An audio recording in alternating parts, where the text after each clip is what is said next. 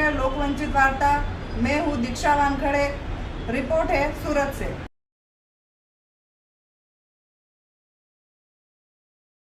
વડાપ્રધાનના આગમન ટાણે સરકારી કચેરીઓમાં નીરવ શાંતિ જણાઈ, તમામ કર્મચારીઓને સેવામાં લગાવી દીધા। ભાજપના પ્રચાર માટે પ્રજાના પૈસે સરકારી તંત્રનો દુરુપયોગ થતો જોવાઈ રહ્યો છે। આપ કોર્પોરેટર વિપુલ સુહાગિયા। આ લોકશાહી નથી, તાનાશાહી અને હિટલરશાહી છે। વિપુલ સુહાગિયા સાહેબ આવવાના છે એટલે હજારો રૂપિયાનો પગાર લેતા સરકારી બાબુઓને ફૂડ પેકેટ વહેંચવા મોકલી આપ્યા। આપ કોર્પોરેટર વિપુલ સુહાગિયાનો આક્ષેપ। ગતરોજ વડાપ્રધાન મોદીની સુરત મુલાકાત પૂર્વે શહેરની તમામ સરકારી કચેરીઓમાં અઘોષિત રજાનો માહોલ જોવા મળ્યો હતો।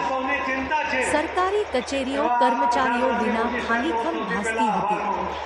દરેક કર્મચારીને સાહેબની આગતા સ્વાગતા માટે જાણે રીતસર ધંધે લગાડી દીધા હોવાનું સ્પષ્ટ દેખાતું હતું। પૂણા ગામ સ્થિત આવકના તેમજ બીજા ઉપયોગી દાખલાઓ કાઢતી કચેરીમાં પણ આ જ રીતનો નજારો જોવા મળ્યો હતો।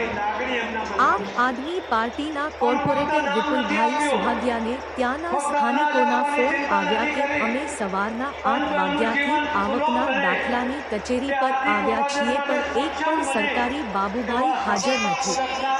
આ બાબતે કોર્પોરેટર વિપુલભાઈ સુહાગિયાએ જાતે સ્થળ મુલાકાત કરતા માલુમ પડ્યું કે બધા સરકારી બાબુઓ વડાપ્રધાનની સેવામાં વ્યસ્ત છે।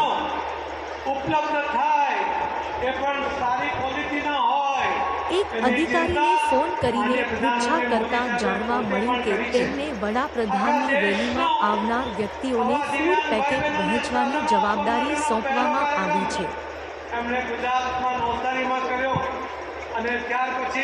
આ મુદ્દે વિપુલભાઈ સુહાગિયાએ તંત્ર પર રોષ ઠાલવતા જણાવ્યું હતું કે ભાજપ તેના પ્રચાર માટે સરકારી તંત્રનો દુરુપયોગ કરી રહ્યો છે।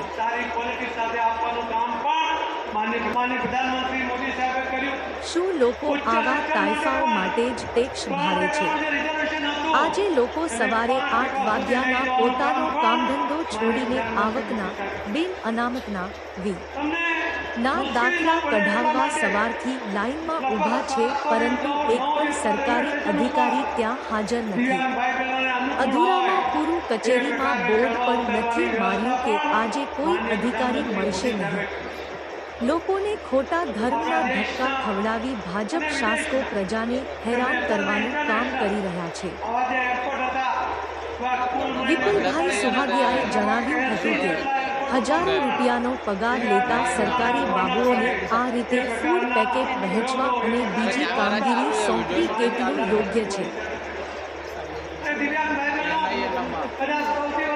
આ લોકશાહી નથી, આ ભાજપ સરકારની તાનાશાહી છે, હિટલરશાહી છે।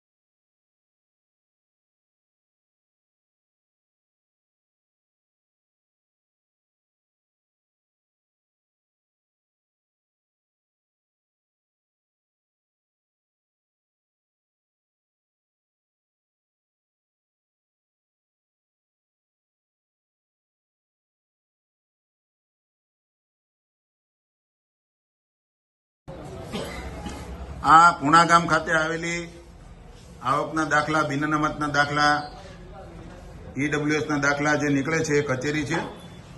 અત્યારે સમય થયો છે બપોરના 12 વાગ્યા છે. આ કચેરી પર એક પણ અધિકારી નથી. આ લોકો અહીંયા પોતાના દાખલા માટે આવ્યા છે.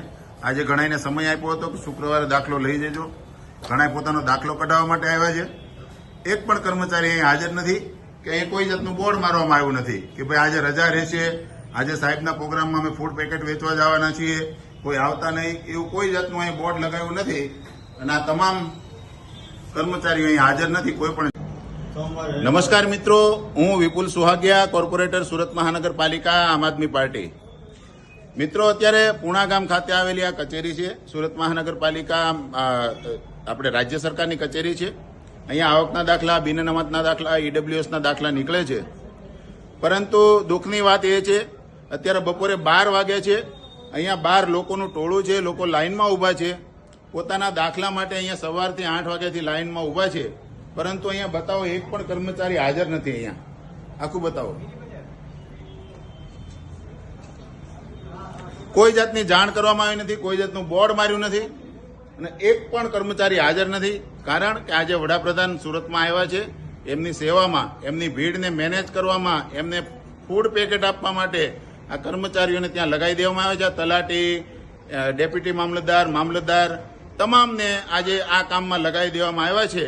એટલે આ જે લોકો છે, સામાન્ય જનતા છે, આજે પોતાના કામ માટે હેરાન થઈ રહી છે. આજે ઝોનમાં પણ એ જ પરિસ્થિતિ છે.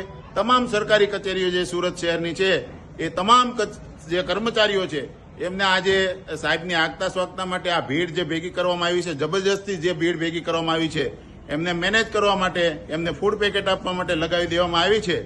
આ જે કર્મચારીઓ છે આજે કોઈ અહીંયા હાજર નથી. દુઃખની વાત એ છે કે અહીં જાણ પણ નથી કરી, એક બોર્ડ પણ નથી માર્યું કે આજે અમે નહીં મળીએ. આ પરિસ્થિતિ છે અત્યારે. આને લોકશાહી ના કહેવાય, અને તાનાશાહી કહેવાય, રાજાશાહી કહેવાય, હિટલરશાહી કહેવાય. એ જ મારે કહેવાનું છે. જય હિન્દ, જય જય ગરવી ગુજરાત. નમસ્કાર, હું વિપુલ સુહાગિયા, કોર્પોરેટર સુરત મહાનગરપાલિકા, આમ આદમી પાર્ટી, યોગી ચોક વિસ્તાર. મિત્રો, આજે પુણા ગામ જે આવકના દાખલા નીકળે છે કચેરી ખાતે, અહીંયા મને એક ભાઈનો ફોન આવ્યો. અહીંયા 50 લોકો અહીંયા લાઇનમાં ઊભા છે અને કર્મચારી કોઈ છે નહીં. આ પુણા ગામની કચેરી છે. અહીંયા આવકના, બિન અનામતના, ઈડબ્લ્યુએસના આવકના દાખલા નીકળે છે. અહીંયા લોકો સવારથી 8 વાગ્યાના લાઇનમાં ઊભા છે. પરંતુ કોઈ કર્મચારી અત્યારે અહીંયા હાજર નથી કે કોઈ જાતનું બોર્ડ મારવામાં આવ્યું નથી કે આજે કોઈ આવશે કે નહીં આવે, આજે રજા રહેશે, આજે સાહેબ આવવાના છે, એની સેવામાં છે. કોઈ જાતનું કાંઈ બોર્ડ નથી. લોકો સવારના 8 વાગ્યાના એ લાઇનમાં ઊભા છે. પોતાના કામ ધંધા છોડીને અહીંયા આવ્યા છે. તો આ પરિસ્થિતિ અત્યારે આ ઉપર કોઈ નથી. તો દેશના વડાપ્રધાન આજે આવી રહ્યા, એમનું સ્વાગત છે. પરંતુ આ કઈ રીતનું શાસન છે, કઈ રીતની લોકશાહી છે? આજે સાહેબની સભામાં ભીડ એકઠી કરવા માટે લગભગ 1500 જેટલી બસો મૂકીને લોકોને જબરજસ્તી સભામાં લઈ જવામાં આવી રહ્યા છે. આ ભીડ ભેગી કરવા માટે આ કર્મચારીઓને, તંત્રને કામે લગાવી દેવામાં આવ્યા છે. ટોલ ટેક્સમાં આજે 1 દિવસ પૂરતી એમાં માફી આપવામાં આવી છે. આ શિક્ષકોને, તલાટીઓને, મામલતદારને, દરેક કર્મચારીને આજે સાહેબની સભામાં ભીડ દેખાડવા માટે, માણસો ભેગા કરવા માટે કામે લગાવી દેવામાં આવ્યા છે. આ કર્મચારીને ફોન કર્યો તો એમણે કીધું અમને ફૂડ પેકેટ આપવા માટે જવાબદારી આપવામાં આવી છે. તો આ લોકો સવારના અહીંયા 8 વાગ્યાના ઊભા છે. એમનો શું વાંક? એ લોકોની શું ભૂલ છે? આજે એ લોકો આવકના દાખલા માટે આવ્યા છે.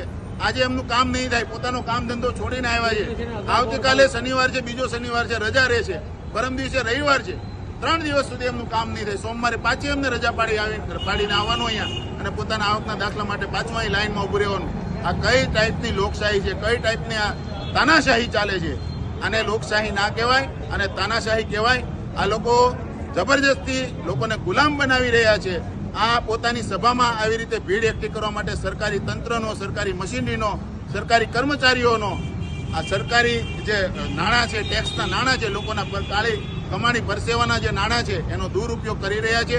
પોતાની પાર્ટીનો પ્રચાર સરકારી તંત્ર, સરકારી કર્મચારીઓના રૂપિયાથી આ જે કરી રહ્યા છે એ એકદમ ગલત, એકદમ ખોટું કરી રહ્યા છે. આ લોકો અત્યારે અહીંયા પીડાઈ રહ્યા છે. પોતાના આવકના દાખલા, પોતાના બિન અનામતના દાખલા માટે આવ્યા છે. સવારના 8 વાગ્યાના ઊભા છે. તો આ લોકોને હવે પાછું ફરીથી રજા પાડીને પોતાનો કામ ધંધો છોડીને અહીંયા આવવું પડશે. આ કઈ રીતની તાનાશાહી ચાલે છે એનો સવાલ પૂછવા માંગુ છું. જય હિન્દ, જય જય ગરવી ગુજરાત.